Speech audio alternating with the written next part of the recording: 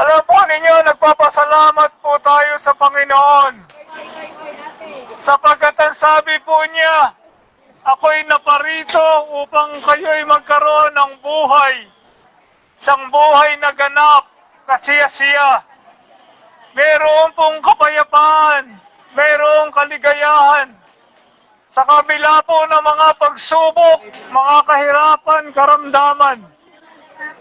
Sapagkat ang ating Panginoong Jesucristo po ang nagbibigay sa atin ng lakas, kapayapaan.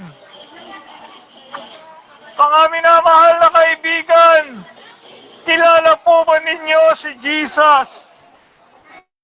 Kilala po ba ninyo ang ating Panginoong Jesucristo na nagpakasakit sa krus upang magkaroon tayo ng kapatawaran, kaligtasan at buhay na walang hanggan? Mga minamahal